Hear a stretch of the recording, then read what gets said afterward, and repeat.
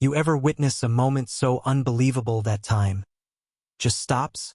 That's exactly what happened the day little Ethan walked into that cold, echoing audition hall. The place smelled like old wood and coffee, that mix of nerves and caffeine you only find backstage. Rows of judges sat behind a long black table. At the center was Mr. Collins, the director, known for his sharp tongue and colder heart. Everyone said he could make a grown man cry with just one raised eyebrow. And that morning he was already irritated. "Next!" he barked, slamming his pen down. The door creaked open. A small boy, couldn't have been more than 12, stepped in, holding a crumpled piece of paper and a nervous smile. His clothes didn't fit right, his shoes scuffed. He looked out of place. The whispers started instantly. "Is he lost?" someone muttered. "He's not on the list," another said. Mr. Collins sighed. "What's your name, kid?" Ethan, sir." "Ethan Miller," the boy stammered. His voice trembled, but his eyes, there was something in them, something calm, steady. "And what are you doing here, Ethan?" the director asked, leaning back in his chair. "I came to play," Ethan said simply. He motioned toward the grand piano sitting in the center of the stage, polished, intimidating, like a sleeping beast. The judges chuckled. One of them actually rolled her eyes. Mr. Collins laughed loud enough for everyone to hear. "Oh, really? You came to play?" He stood up, mock bowing dramatically. "If he plays the piano, I'll kneel right here." Everyone burst out laughing, except Ethan. He just smiled faintly and walked toward the piano. And that's when the room went quiet. That kind of quiet where you can hear the air heavy, waiting. Ethan placed his small hands on the keys. His fingers hesitated for just a second. Then, a single note, soft, pure, like the sound of a drop of water hitting still glass. Then another, and another. In seconds, the melody filled the room. Gentle at first, then rising, building, like it had been waiting its whole life to escape those keys. The judges froze. Mr. Collins stopped smiling. Ethan's eyes were closed now, completely lost in the music. His fingers moved like they belonged there, like the piano wasn't an instrument. It was a heartbeat. And suddenly, the cold audition hall didn't feel so cold anymore. It felt alive. People leaned forward, their laughter forgotten. Even the assistant at the back stopped typing. Every note told a story of loss, hope, love, things a child shouldn't understand but somehow did. It was raw, real, unbelievable. Then, right as the melody soared to its peak, Ethan paused, just for a breath, and ended with a soft, trembling chord that hung in the air long after his hands left the keys. Silence, not a sound. And then, a chair scraped. Mr. Collins slowly stood, eyes wide, and whispered, almost to himself, "What did you say your name was?" Ethan looked up, quiet and calm. "Ethan Miller, sir." The director didn't say another word. He just stared at the piano like it had betrayed him. Then, almost reluctantly, he lowered himself to one knee. The room gasped. But Ethan?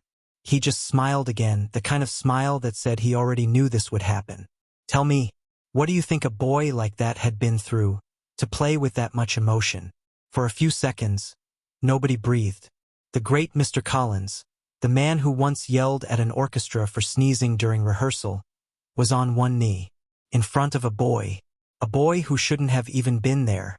Ethan stood quietly, his small hands still resting in his lap, the faint echo of his final note fading into the rafters. The air was thick, like everyone in that room was afraid to break whatever magic had just happened. Finally, Sophia, the youngest judge, the one who'd been smiling when no one else did, whispered, "Mr. Collins? Are you serious?" He didn't answer. His eyes stayed on the piano, as if the answer was hiding somewhere between the keys. When he finally stood up, he cleared his throat. "Who taught you that piece?" he asked. Ethan hesitated. His eyes darted toward the floor. "My mom," he said softly. "What's it called?" Sophia asked gently. Ethan smiled faintly. "It doesn't have a name." Mr. Collins frowned. "That's not possible." I've heard every classical composition in the book. Every melody ever written. He leaned in, voice tightening. Where did you hear it? Ethan looked up, his gaze steady now. I didn't hear it, he said. I remembered it. Silence again. Sophia blinked. You remembered it? What do you mean? Ethan's voice was calm, almost too calm for a child.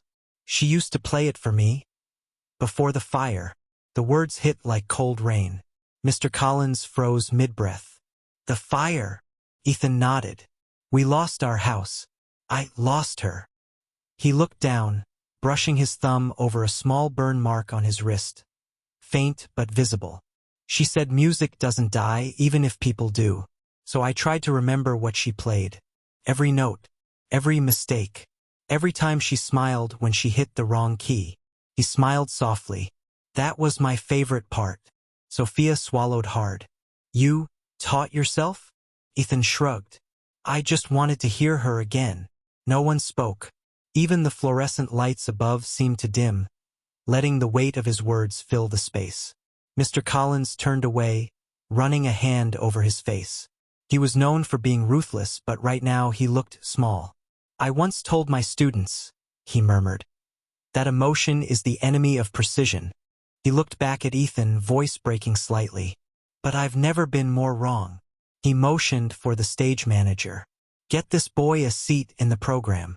But before the manager could even move, a sharp voice cut through the silence. Wait! Everyone turned. It was Robert, one of the senior judges, the kind of man whose words could make or break a career. He looked angry. This is ridiculous, he snapped. We don't even know if that's his music. What if he copied it? What if he? Ethan interrupted quietly. I can play another one, if you want. Robert scoffed. Another what? Another song your mother supposedly taught you. Ethan tilted his head slightly. No, he said softly. Another one she didn't. And before anyone could stop him, he sat back at the piano. Mr. Collins opened his mouth to speak, but no sound came out. Because as soon as Ethan's fingers touched the keys again, the lights flickered, just once, then twice, and the melody that followed didn't sound like anything human hands should have been able to play. The judges froze. Sophia's lips parted, her voice barely a whisper. That song. Where did he? Ethan's eyes were closed, his face calm, but this time his hands trembled. Every note seemed to pull something out of him. Something deeper, older, almost painful. And then, the final chord hit, sharp and haunting, echoing long after his fingers stopped. When he opened his eyes, tears had filled them, but so had a strange peace. Mr. Collins whispered, That song, I've heard it before. Years ago. Ethan turned toward him slowly. I know, he said quietly. She played it for you once. Who was Ethan's mother? And how did she know a melody even the director remembered but couldn't explain? The silence after that song felt heavier than before. No one dared move. Even the air seemed to hold its breath. Ethan sat at the piano, his small frame dwarfed by the instrument. Mr. Collins stood frozen, his hand gripping the edge of the judge's table.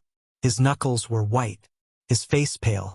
Sophia whispered, You said she played it for you? Collins didn't answer. His eyes stayed locked on the boy or maybe on the past. Mr. Collins? She pressed softly. He blinked hard, like waking from a bad dream. Then he said quietly, That melody, I haven't heard it in 20 years. The entire room seemed to lean in.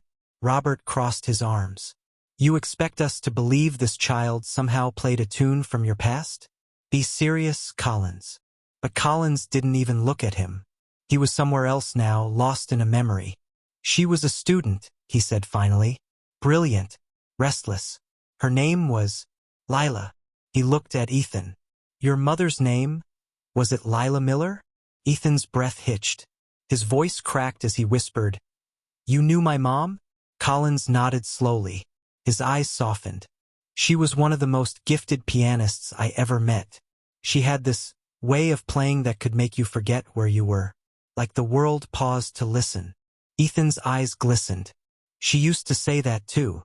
Sophia leaned forward. So that song? She wrote it, Collins said, his voice trembling. But she never finished it. She said she was saving it for someone special. He looked at Ethan. I never knew who she meant until now. The room was silent except for the faint hum of the overhead lights. Robert broke it again. Sharp, impatient. All right, enough with the fairy tales. Even if this is true, that doesn't prove anything. The boy has no documents, no guardian, no proof he belongs here. Ethan lowered his gaze. I don't have anyone, he said quietly. His voice was so small, so honest, that even Robert faltered. Sophia's eyes softened. Where are you staying, Ethan? The boy hesitated. The shelter on Maple Street. They let me practice on a broken keyboard sometimes. That hit everyone differently. Mr. Collins turned away, pressing a hand to his mouth. You could see guilt written all over him, not for the rules but for something deeper. I should have helped her, he whispered. She came to me years ago asking for a place to stay. I turned her away, said the conservatory didn't take people without promise. He let out a shaky breath. And now her son stands before me, playing the song she never got to finish. No one moved. The boy's eyes filled with quiet tears. Sophia whispered, She died in that fire, didn't she? Ethan nodded. I tried to save her, but she pushed me out first. Said the music wasn't done yet. For a long moment, the room was nothing but stillness and grief. Then Mr. Collins stepped forward. Ethan, he said, his voice softer than anyone had ever heard it. Would you come back tomorrow? There's something I want to show you. Ethan blinked. What is it? Collins looked toward the hallway, where a locked door stood at the end, the one no one was ever allowed to open. The last recording your mother made, he said quietly. The one no one's heard since the night she disappeared. A chill ran through the room. Sophia whispered, You kept it. Collins nodded. But it was unfinished, until today. Ethan's fingers twitched slightly, as if they already knew what was coming. What if it wasn't unfinished? He asked. Collins frowned. What do you mean? Ethan looked up, eyes shining in that strange, knowing way again. She said she'd finish it when we were together again. What do you think that means? When we were together again? Was Ethan just speaking in memories? Or did something else happen that night of the fire? The next morning, the sky hung low and gray, the kind of morning where even the birds sounded uncertain. Ethan arrived at the conservatory just as the rain began to fall, a soft drizzle tapping against the old glass windows. He carried nothing but a small notebook and that same calm expression that had unsettled everyone the day before. Inside, the halls were quiet. Mr. Collins was already waiting for him, standing by the end of the long corridor. Right beside that door, the one students whispered about, the one no one ever entered. Sophia was there too, holding a mug of coffee, her expression a mix of curiosity and worry. You ready? Collins asked, his voice rough from a sleepless night. Ethan nodded once. The director took a deep breath and unlocked the door. The hinges groaned, like the room itself had been waiting. Inside was a small studio. Dust floated in the air like forgotten stars. A grand piano sat under a sheet, untouched for decades. And on the far wall, an old reel-to-reel recorder. Collins pulled off the sheet. This is where your mother played her last piece, he said softly. I recorded it the night before she left. He pressed a few buttons on the recorder, and a faint crackle filled the room. Then music. Faint, broken, but beautiful. The melody was the same one Ethan played yesterday. Each note trembled through the static like a voice calling from somewhere distant. Ethan closed his eyes. That's her, he whispered. I remember.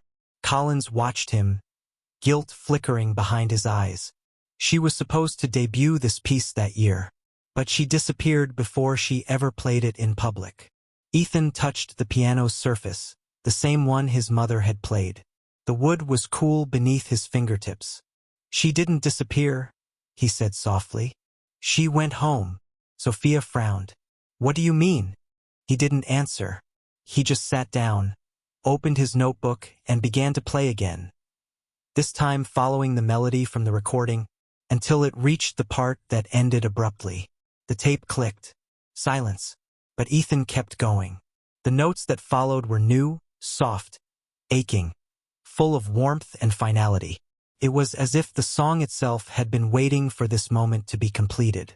Tears welled in Sophia's eyes. Even Collins, the unshakable director, had to look away.